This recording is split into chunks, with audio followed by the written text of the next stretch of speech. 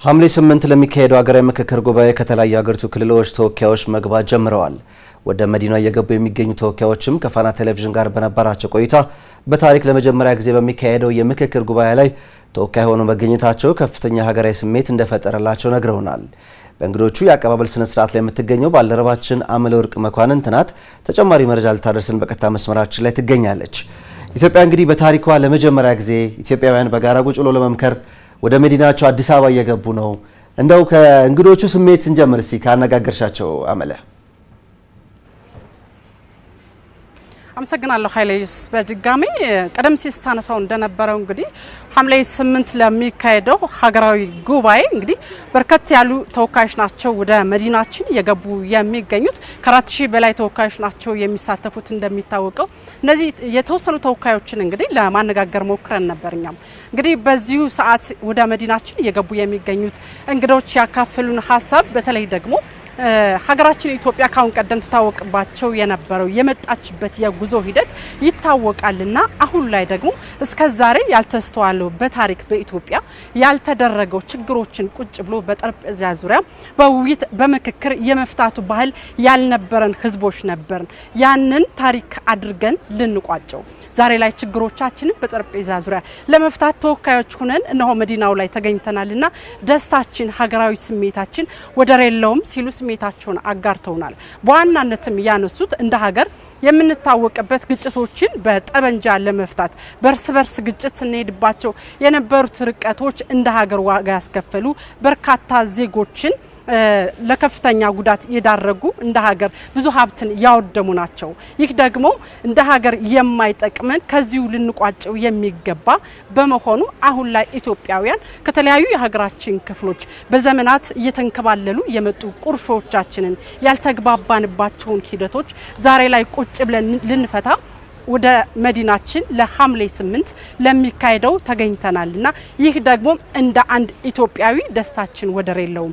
በመወከላችንም እንደ ታሪክ መገኘታችንም ከፍተኛ ደስታ ሰጥቶናል ሲሉም እንዲሁ ሀሳባቸውን አጋርተውናል ማለት ነው። ሌላው ያነሱልን ሀሳብ እንግዲህ ቀደም ሲል ሳነሳው እንደነበረው ከተለያዩ የሀገራችን ክፍሎች የተወጣጡት ነው እኛም ያገኘ ነው። ሀገራዊ ምክክር ሂደቱ ሁሉንም ያማከለ አካታች ነፃና ገለልተኛ እንደሆነ ይታወቃል። ይህንንም ደግሞ እንዲሁ በማለት ሳይሆን በተግባር ያረጋገጠ ነው። ለዚህም ደግሞ እንደ ምሳሌ ሲሉ አካል ጉዳተኞችንም ያገኘንበት አጋጣሚ ነበር።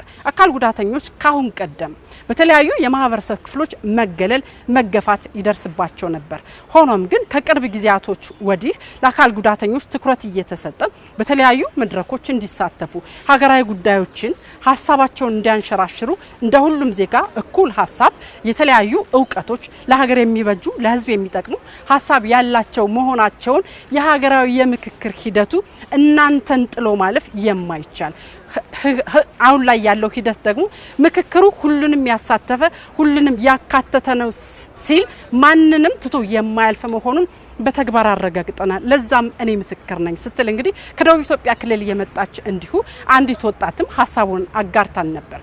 ይህ አካሄድ ደግሞ አካል ጉዳተኞች በተለያዩ በተፈጥሮ የሚሆን በሰው ሰራሽ አደጋ እክል የገጠማቸው ወገኖች ለሀገር የሚበጅ የሚጠቅም ሀሳብ እንዳለባቸው የምክክር ጉባኤው መሰረት ሆኖናል፣ ምሳሌ ሆኖናል፣ አካቶናል። ይህ ደግሞ እንደ ሀገር አኩርቶናል ስትል ሀሳቧን አጋርታናለች። ይህ ደግሞ ለአሁኑ ብቻ አይደለም፣ ለቀጣዩ ዘመን ለቀጣዩ ትውልድ ባንድም ይሁን በሌላም መልኩ ችግር ለሚገጥማቸው ህዝቦች መሰረት የሚሆን አካል ጉዳተኞች ከማንም የማያንሱ መሆናቸውን ያሳየ መሰረት ጥሎ ያለፈ ነው። በዚህ በመሳተፌ ከፍተኛ ደስታ ተሰምቶናል ስትል እንግዲህ ሀሳቧን ያጋራችበት አጋጣሚም ነበር። እንዲሁም ደግሞ የእናቶችን አነጋግረን ነበር። እናቶች ሲያነሱልን እናት ለልጇ በሁሉም ነገር የማትሳሳ ሁሉንም እኩል የምታይናትና የምክክር ሂደቱ በዛ ልክ ሁሉንም ያማከለ ሆኖ አግኝተናል። እንደ እናትነት ደግሞ ችግሮችን በረጋ መልኩ ትግስት በተላበሰ በሀገራዊ ምክክር ጉባኤው ሂደት የሚነሱ በርከት ያሉ ሀሳቦች አሉ። የተለዩ 8 አጀንዳዎች አሉ። በዛ ውስጥ የሚነሱ ብዙ ሀሳቦች አሉና አንዱ ያንዱን ቁስል በመረዳት አንዱ ባንዱ ጫማ ልክ በመለካት ችግርን ስሜታዊነት በተሞላበት ሳይሆን በሰከንና በበሰለ ሀሳብ ልንመካከር ይገባል ስትል እንዲሁ ሀሳቧን አጋርታናለች። ከዛ ባለፈ ደግሞ ወጣቶችም እንዲሁ ሀሳባቸውን አጋርተውናል። በተለይ እንደሚታወቀው የኢትዮጵያ ሕዝብ ካለው ቁጥር ከፍተኛውን ቦታ የሚይዘው የወጣቱ ኃይል ነውና የወጣቱ ኃይል ደግሞ ትልቁ የሀገሪቱ ጉልበት ነው። ከዛም አንፃር እንግዲህ ወጣቶች አሁን ላይ ለሀገር የሚበጁ በርካታ ዕውቀቶች ያሏቸው በተለያዩ ዘርፎች የሰለጠኑ በተለያዩ ሁኔታዎች ደግሞ ምሩቃን የሆኑ ናቸውና የወጣቶች ዕውቀት ደግሞ ለሀገር እድገት የሚበጅ ነው። ግን በምን መልኩ ነው የሚበጀው የሚለውን ደግሞ የተነሳበት አጋጣሚ አለ። ችግርን በውይይት መፍታት ሁኔታዎች እንዴት ባለ መልኩ መቀጠል አለባቸው? ለሀገርት እንዴት ነው የምንበጀው? ወጣቶች አቅማችን በምን መልኩ ለሀገራችን ማበርከት አለብን በሚለው ሂደት ውስጥ የወጣቶች ሚና ጉልህ ነውና ወጣቶች በተለይ የነገ ሀገር ተረካቢ ትውልድ እንደመሆናቸው መጠን ችግሮች ሲፈጠሩ በጠመንጃ ዙሪያ ከመሄድ ይልቅ ሀሳብን በሀሳብ የበላይነት ማሸነፍን መሰረት ማድረግ እንዳለበት የወጣቱ ኃላፊነት ከፍተኛ መሆኑን ያነሱበትና ቀደም ሲል ሳነሳው እንደነበረው ከስሜታዊነት በራቀ መልኩ በበሰለ ዕውቀት በተሞላበት ሁኔታ ሊሄድ እንደሚገባ እንደሚታወቀው ደግሞ በርካታ ምሁራን የሚሳተፉበት እንደመሆኑ መጠን ምሁራን ደግሞ የበሰሉ ሀሳቦቻቸውን መረጃንና ማስረጃን መሰረት ባደረገ አንዱን ካንዱ ሳይለዩ የመረጃን የበላይነት የሀሳብን የበላይነት በማስፈን የሀገራዊ የምክክር ጉባኤው ከራስ አልፎ ለአፍሪካ ምሳሌ መሆን የሚችልበት ሂደት መፈጠር አለበት። ሀገራችን ኢትዮጵያ እንደሚታወቀው በበርካታ ታሪኮቿ የአፍሪካ ምሳሌ የሆነች ሀገር ናት። ላብነትም ያነሱልን የምንታወቅበት የነጻነታችን ተምሳሌት ለአፍሪካ ኩራት የሆነው የአድዋ ድል ታሪክ አለን። ዓለም ያደነቀው ዓለም ትኩረት የሰጠው ታላቁ የህዳሴ ግድባችንን በድል የፈጸምንበት ታሪክ አለን።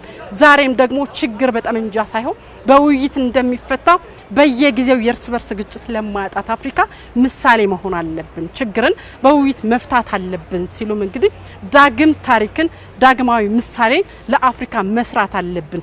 ኢትዮጵያ በብዙ ነገሮች አሸናፊ ናት፣ እያሸነፈች መጥታለች።